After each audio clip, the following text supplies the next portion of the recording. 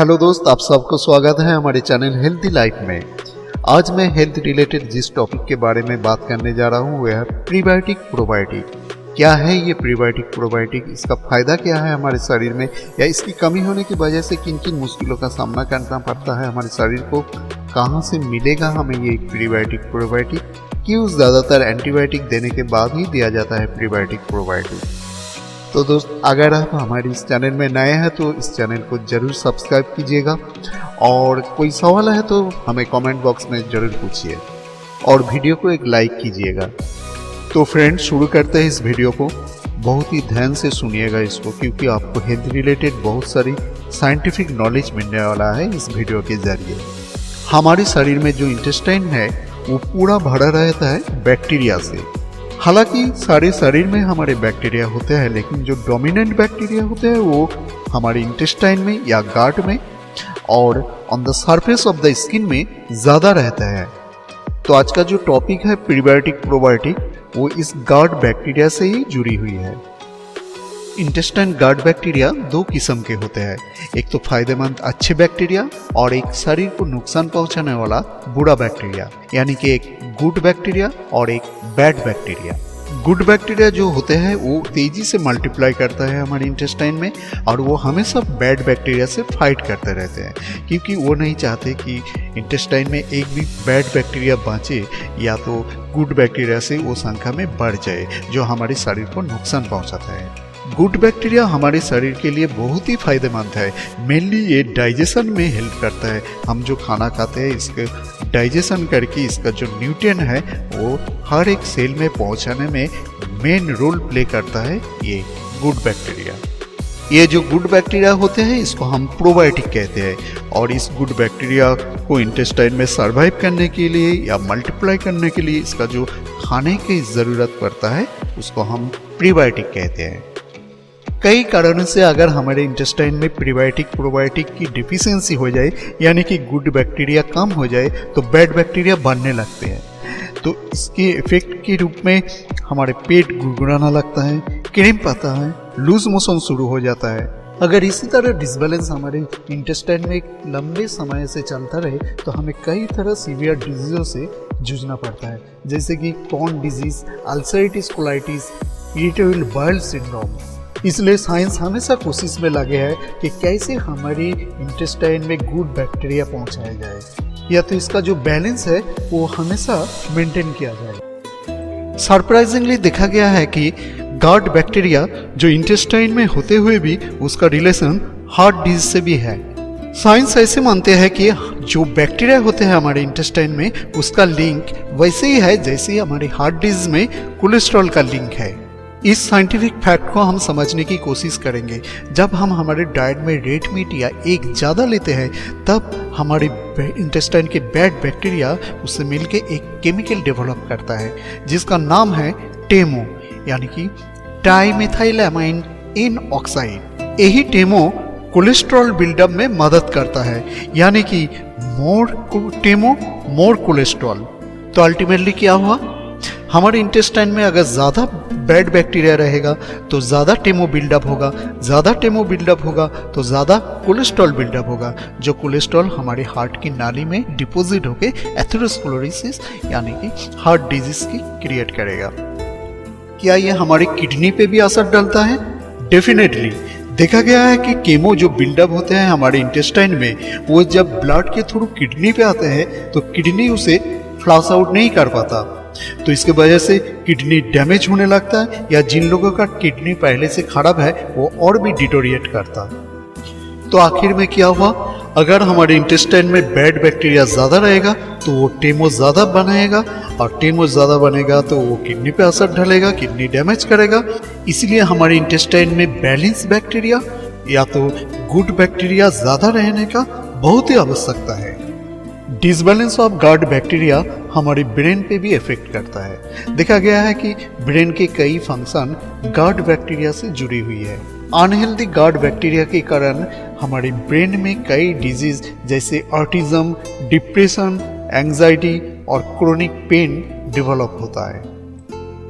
This disbalance of good and bad bacteria हमारी obesity का भी एक कारण है। चलिए इस साइंटिफिक फैक्ट को भी हम समझने की कोशिश करें। ये डिसबैलेंस गट बैक्टीरिया हमारे ब्रेन को एक क्रॉस सिग्नल देता है।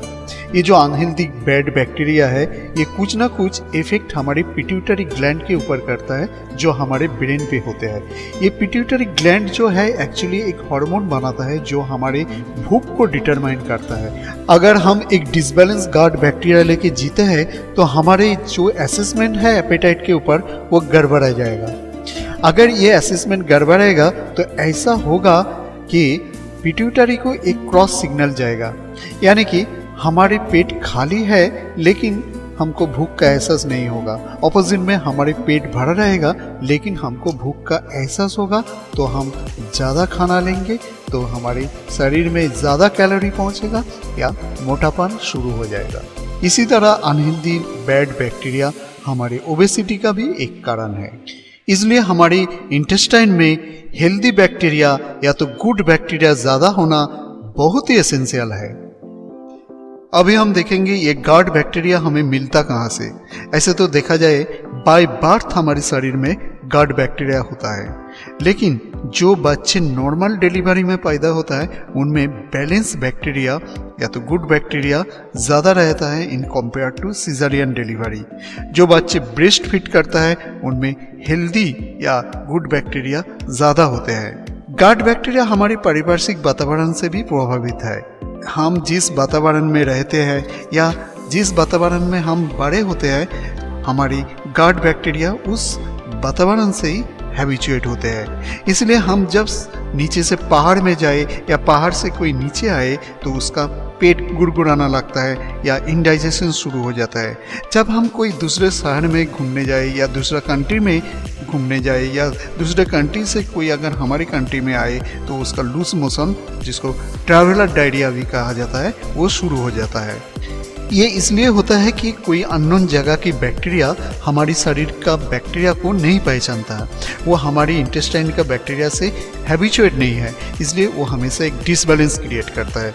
इसीलिए हमारे पेट गुड़गुड़ाने लगता है, पेट में क्रैम्प आता है, इंडाइजेशन शुरू हो जाता है, लूज मोशन होता है। इसलिए मेरी सलाह है आप लोग को, आप जब भी कहीं बाहर ट्रैवल करें, आप अपने शरीर के सेफ्टी के लिए मेडिसिन के आकार में कुछ प्रीबायोटिक प्रोबायोटिक मिलता है मेडिसिन शॉप में, वो हमेशा कैरी करें, जो हमारे गुड बैक्टीरिया का डिफिशियंसी को इंटेस्टाइन में पूरा करेगा। ज़्यादातर देखा गया है कि डॉक्टर हमें एंटीबायोटिक के साथ प्रीबायोटिक प्रोबायोटिक भी प्रेस्क्राइब करता है। ये इसलिए करता है क्योंकि एंटीबायोटिक डॉक्टर हमें देता है हमारे शरीर के अंदर बैड बैक्टीरिया को किल करने के लिए, लेकिन एंटीबायोटिक को नहीं पता चलता कि हमारे शरीर के अंदर कौन सा बैड बैक्टीरिया है, कौन सा गुड बैक्टीरिया है। इसलिए वो बैड बैक्टीरिया के साथ गुड बैक्टीरिया को भी नष्ट कर देता है। इसलिए हमें एंटीबायोटिक लेने के बाद प्रीबायोटिक प्रोबायोटिक लेना पड़ता है हमारी गट बैक्टीरिया की बैलेंस ठीक रखने के लिए। अभी देख लेते हैं क्या सोर्सेस है प्रीबायोटिक प्रोबायोटिक का। ऐसे तो मेडिसिन के आकार में बहुत सारी प्रीबायोटिक प्रोबायोटिक मेडिसिन शॉप में अवेलेबल है, उसके बारे में बाद में आते हैं, लेकिन पहले देखेंगे क्या नेचुरल सोर्स है प्रीबायोटिक प्रोबायोटिक का। तो हमारे फूड हैबिट में कौन सा खाना रखे जो हमारे गट और इंटेस्टाइन में अधिक मात्रा में गुड बैक्टीरिया या प्रीबायोटिक प्रोबायोटिक भेजा जाए। सबसे पहले नाम आता है दही का। जी हाँ, दही में जो लैक्टोबैसिलस है वो अधिक मात्रा में मिलता है। ये lactobacillus as a good bacteria हमारे इंटेस्टाइन के लिए बहुत ही फायदेमंद है। सेकेंडली, अचार। कई किस्म की सब्जी या ओनियन से जो अचार बनते हैं, वो अचार को लंबे समय से धूप में रखने से उसका फर्मेंटेशन होके अधिक मात्रा में गुड बैक्टीरिया डेवलप होता है। इसी तरह अचार भी एक अच्छा सोर्स है प्रीबायोटिक प्रोबायोटिक का। Dark chocolate. हाँ, डार्क चॉकलेट में भी देखा गया है कि अधिक मात्रा में गुड बैक्टीरिया उपस्थित है। सोयाबीन में भी देखा गया है अच्छे मात्रा में गुड बैक्टीरिया है। तो दोस्त, इन सब खाना अगर हम डेली हमारे डाइट में रखें तो हमारे इंटेस्टाइन के लिए बहुत ही फायदेमंद होगा। अगर हम मेडिसिन के बारे में बात करें तो बहुत सारी प्रीबायोटिक प्रोबायोटिक का कैप्सूल या सैचेट मेडिसिन शॉप में अवेलेबल है। उनमें से कुछ नाम ऐसे हैं: yogurt, Bifilac, Vivact, Benefit, Bisilac PB, भाइजिल, Gut Pro, Ecoflora and Econova. तो फ्रेंड्स, ये था आपके गार्ड बैक्टीरिया के बारे में जानकारी। आप ग्रीन लीफी वेजिटेबल ज़्यादा लें या तो प्रीबायोटिक प्रोबायोटिक समृद्ध खाना अपने डाइट में ज़्यादा रखें, अपना हेल्थ का केयर करें। और अगर आप कुछ क्रॉनिक डिजीज से सफ़र कर रहे हैं तो अपने डॉक्टर के पास जरूर जाए। सुस्त रहे, अच्छे रहे, फिर मिलेंगे इसी तरह कुछ नए वीडियो लेके। Thank you so much.